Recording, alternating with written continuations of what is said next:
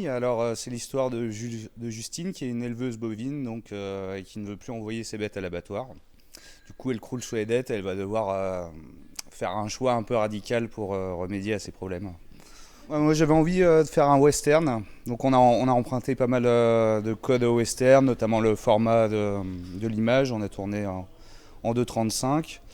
Mais j'avais envie de faire une scission entre le moment donc, où on voit Justine dans son habitat quotidien et le moment en fait, où le drame commence. Et là, on fige l'image et on passe dans le cinéma finalement, dans la fiction.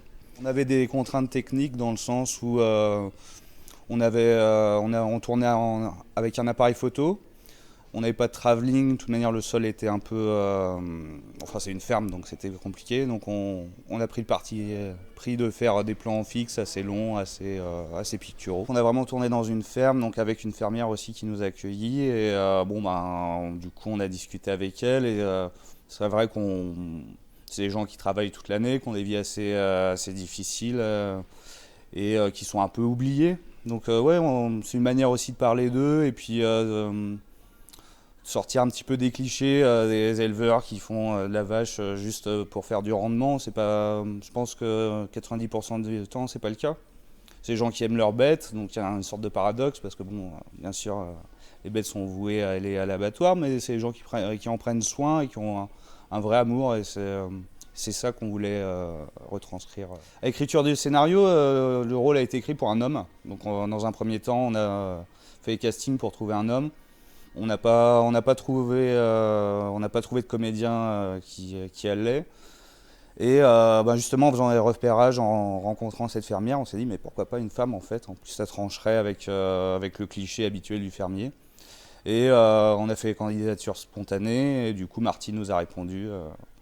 Voilà, elle a dit je fais un court-métrage gratuit par an, c'est vous, j'aime bien le scénar, donc on y va. Non, elle s'est investie, et puis elle est végétarienne, du coup, peut-être que la cause lui parlait aussi. Sur du court-métrage, je trouve que c'est intéressant d'expérimenter et de pas se répéter. J'aime bien à chaque fois essayer des choses que j'ai pas testées. Par exemple, le précédent, c'est un film qui s'appelle Foudel, qui était fait en collaboration avec un plasticien. Du coup, on avait le scénario, il tenait sur 10 lignes, on va dire. Donc, c'était une expérimentation assez nouvelle. Donc, ça donne un résultat assez particulier. Celui-là est plus scénarisé. Du coup, on est passé sur une équipe complètement réduite. On était quasiment en mode reportage. Donc, c'est une autre approche. Ça permet. Moi, j'aime bien essayer des choses différentes. J'ai fait du documentaire aussi. Donc, c'est quelque chose qui a servi, je pense. Car le précédent était avant ma phase documentaire, du coup, j'imagine que ça a dû influer un petit peu sur Love Me Tender.